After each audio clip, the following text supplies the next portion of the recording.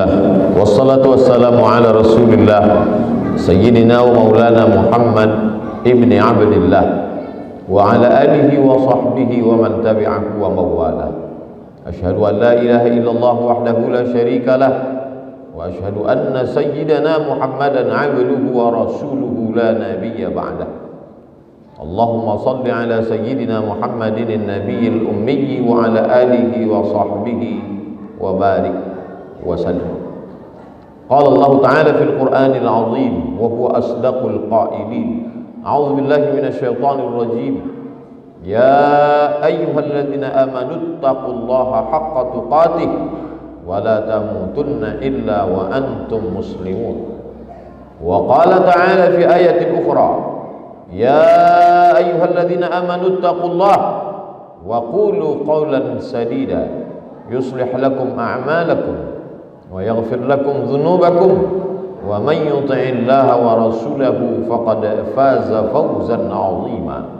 Ibadallah, usikum wa nafsi bi taqwallahi wa ta'atihi faqad fazal muttaqun. Hadirin jamaah Jumat yang dimuliakan Allah Subhanahu wa taala.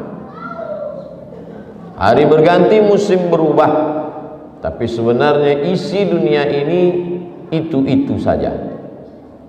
Dia makhluk yang biasa-biasa saja, tapi karena ibadahnya banyak, maka dia sejajar, selevel, setara dengan para malaikat. Lalu kemudian Allah memerintahkan semua malaikat bersujud kepada Adam. A'udzubillahi minasyaitonir rajim. Wa idz qulna lil malaikati isjudu li Adam, sujudlah wahai para malaikat kepada Adam. Fasajadu, semua bersujud, illa iblis, kecuali dia tidak mau bersujud kepada Adam. Dia bukan malaikat. Dalam surat Al-Kahfi dikatakan kana minal jinni, dia berasal dari kalangan jin. Fafasaqa an amri rabbih, dia melawan perintah Allah. Dia bukan malaikat. Yang diperintahkan bersujud kepada Adam adalah malaikat. Lalu kenapa dia ikut bersama malaikat? Karena ibadahnya hebat, tapi kemudian dalam hatinya ada rasa hasad, karahatun ni'mah alal mun'ami alaih. Tak senang melihat Adam mendapatkan nikmat, sakit hatinya melihat Adam, makhluk yang baru saja diciptakan, mengapa tiba-tiba dia lebih mulia? Allah bertanya kepadanya, bukan karena Allah tak tahu, Allah maha tahu. Allah hanya ingin memberitahu kepada siapa yang tak tahu dan tak mau tahu. Ma mana'aka alla tasjuda li Adama idh amartuk, kenapa kau tak mau bersujud kepada Adam ketika aku perintahkan semua malaikat bersujud? Bangkit egonya. Ana khairum minhu, aku lebih mulia daripada dia. Khalaqtani min nar, kau ciptakan aku dari api. Wa khalaqtahu min tin, sedangkan dia kau ciptakan dari tanah. Ana khairum minhu, aku lebih baik, aku lebih hebat, aku lebih agung, aku lebih mulia daripada dia. Hari berganti, musim berubah, cerita belum selesai, maka Allah ciptakan makhluk yang baru bernama Habil. Habil lahir dengan kembaran yang biasa-biasa. Kabil lahir dengan kembaran yang cantik jelita. Maka tidak boleh menikah dengan saudara kandung satu kembaran. Menikah dengan orang lain, belum ada makhluk lain, yang ada hanya Adam, Hawa, Kabil dan Habil. Maka ketika diperintahkan Allah untuk menikah silang, kembaran Kabil menikah dengan kembaran Habil, maka saat itulah egonya datang, melawan dia perintah Allah Subhanahu wa taala. Mengapa aku mesti menikah dengan kembaran Habil? Kenapa aku tidak menikah dengan kembaranku yang lebih cantik, yang lebih baik, yang lebih bagus, yang lebih rupawan? Melawan perintah Allah Subhanahu wa taala. Dia ambil batu besar, dia timpakan ke kepala Habil. Apa kata Habil? La imbasatta ilayya yadaka litaqtulani ma ana bibasiti yadiya ilaika liaqtulak. Kau timpakan batu besar itu ke atas kepalaku, wahai saudaraku Qabil, aku tidak akan membalas. Inni akhafullah, aku takut kepada Allah Subhanahu wa ta'ala. Dia tidak membalas bukan karena dia lumpuh, dia tidak membalas bukan karena dia lemah. Inni akhafullah, aku takut kepada Allah Subhanahu wa ta'ala. Cerita berlanjut. Qabil khilaf, Qabil silap, Qabil membunuh Habil. Setelah dia membunuh saudaranya itu, man qatala nafsan bighairi nafsin aw fasadin fil ardi faka'annama qatalan nasa jami'a. Maka sejak itu, siapa saja yang membunuh di atas dunia ini, Qabil mendapat limpahan dosa jariah, karena dialah sumber inspirasi pembunuhan pertama kali. Dan dia dianggap membunuh semua manusia. Lalu kemudian selesaikah cerita di atas dunia? Tidak. Cerita itu berlanjut. Qabil sang pembunuh pertama itu ternyata merasa lemah. Dia tidak tahu bagaimana cara menanam, mengkebumikan Habil. Faba'afallahu ghuraban liyuriyahu kaifa yuwari sawata akhi. Allah kirimkan seekor burung gagak memberikan contoh bagaimana mengubur saudaranya. Qabil mengamati, oh begitu ternyata cara mengubur. Akhirnya dia pun menguburkan Habil, dan dia termasuk orang yang menyesal. Sejahat-jahatnya Qabil, dia masih membunuh dan dia mengubur saudaranya. Sejahat-jahatnya Qabil, dia membunuh dan setelah itu dia menyesal. Tapi anak cucu Qabil lebih kejam. Sesudah membunuh, dia tidak ikut menguburkan. Sesudah membunuh, dia justru membuat fitnah. Setelah membunuh, tak ada rasa menyesal dalam hatinya. Karena jabatan, karena kekuasaan, karena dunia yang hanya setengah sayap nyamuk. Dunia belum selesai. Dunia terus berlanjut dengan cerita-cerita yang baru. Hari berganti, musim berubah. Datanglah seorang laki-laki yang gagah perkasa. Semua dunia tunduk di bawah tapak kakinya. Dan dia berkata, Arabbun ghairi, adakah Tuhan selain aku? Sampai pada puncak kekuasaan dia berkata dalam hatinya, akulah Tuhan. Dan setelah itu dia bertanya, Arabbun ghairi, adakah Tuhan selain aku? Semua orang takut kepadanya. Semua orang bersimpuh sujud. Tak ada satupun makhluk yang berani menjawab, ada dia, Allah selain engkau. Yang berani hanya seorang laki-laki bernama Ibrahim alaihissalam. Untuk menyembah Tuhan yang besar bernama Namruz itu, maka dibuatlah patung-patung berhala sebagai perantara. Ibrahim alaihissalam walaupun sendiri dia gagah berani, karena dia merasa bersama dengan Allah. Semua makhluk kecil di hadapannya. Jika kau bersama dengan Allah, maka kebesaran Allah menghilangkan rasa takut dari dalam hati. Ketika penduduk kampung pergi memetik hasil kebun, Ibrahim alaihi salam menghancurkan berhala-berhala sembahan perantara antara rakyat dengan Tuhan Raja Namruz yang gagah perkasa itu. Setelah pulang mereka tahu, tanpa mencari orangnya mereka sudah tahu, karena memang kebenaran hanya dipegang satu orang. Mudah menuduh, mudah mencari fakta dan data, karena memang hanya satu yang berani berkata benar. Mereka tangkap Ibrahim, mereka tanya, mereka interogasi, "A'anta fa'alta hadza bi alihatina ya Ibrahim? Engkaukah yang mudah melakukan ini kepada tuhan-tuhan kami, menghancurkan patung-patung kami, meluluhlantakkan berhala-berhala kami?"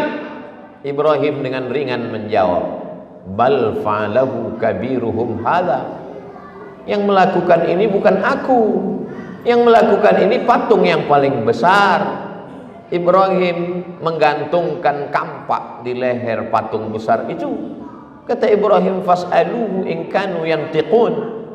Kalau kalian tidak percaya, tanyalah patung-patung itu. Kalau memang mereka bisa menjawab.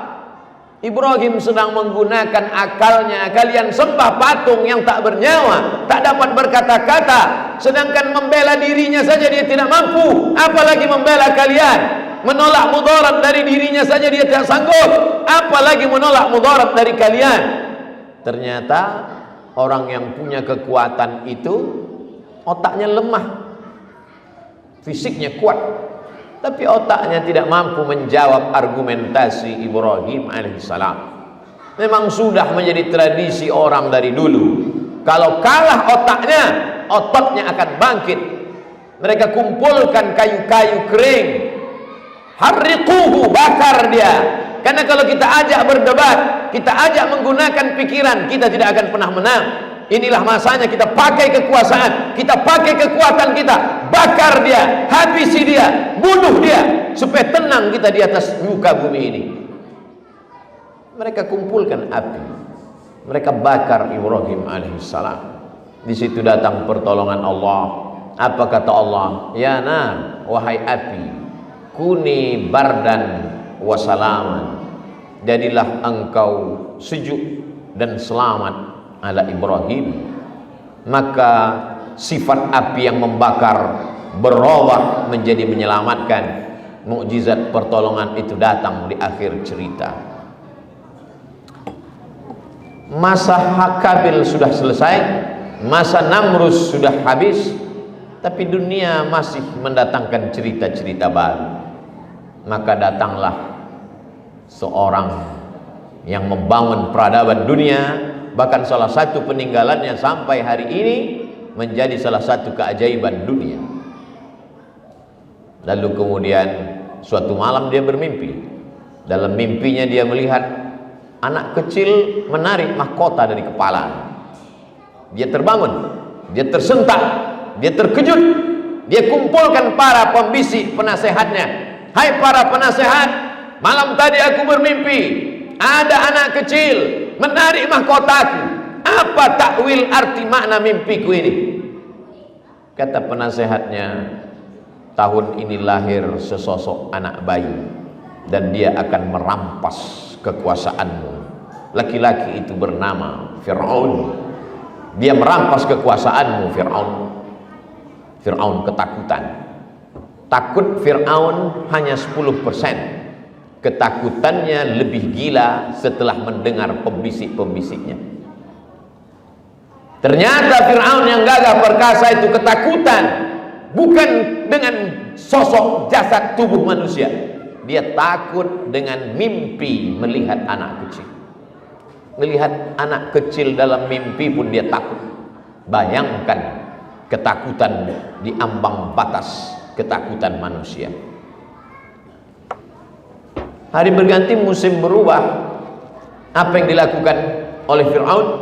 Semua anak-anak kecil yang dikhawatirkan akan menjadi orang besar, yang ditakutkan akan merampas kekuasaan, mengambil mahkotanya, bunuh. Yudzabbihuna abna'ahum wa yastahyuna nisa'ahum. Anak laki-laki potong, sembelih, bunuh, habisi. Anak perempuan biarkan, karena mereka tidak akan melawan. Tapi Allah punya cerita begitu indah.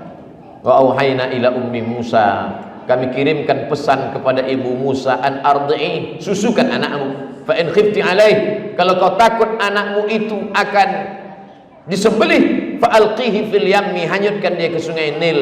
La takhafi, jangan kau takut, wa la tahzani, jangan kau sedih, inna radduhu ilaik, nanti kami akan kembalikan dia kepada engkau. Wa ja'iluhu minal mursalin, kami jadikan dia salah satu dari nabi-nabi dan rasul-rasul yang kami utus. Apa yang terjadi kepada Musa alaihissalam? Musa selamat. Dipukulkannya tongkatnya kataudil azim. Dua sisi sungai Nil menjadi bukit yang besar. Lewatlah 600.000 orang Palestina menuju bumi yang dijanjikan Allah Subhanahu wa ta'ala. Ketika itu apa yang terjadi pada Fir'aun? falamma adrakahul gharaku, tenggelam dia. Di saat tenggelam itulah baru dia tersadar, barulah dia tahu, dan dia mengaku amantu bi rabbi Musa wa Harun, aku beriman dengan Tuhan yang ditembah oleh Nabi Musa dan Harun. Tapi saat itu penyesalan tak lagi bermakna. Innallaha la yaqbalu taubatal abdi, Allah hanya menerima taubat seorang hamba. Innallaha yaqbalu taubatal abdi, Allah hanya menerima taubat seorang hamba qabla an yugharghir, sebelum gharah-gharah. Kalau sudah gharah-gharah, nyawa di tenggorokan, tertutuplah pintu taubat kepada Allah Subhanahu wa taala. Fir'aun hanya takut pada mimpinya, tapi orang zaman modern lebih gila, dia takut pada mimpi orang lain. Orang lain pun tidak boleh bermimpi, mimpi pun dilarang. Aneh bin ajaib, tapi memang begitulah manusia.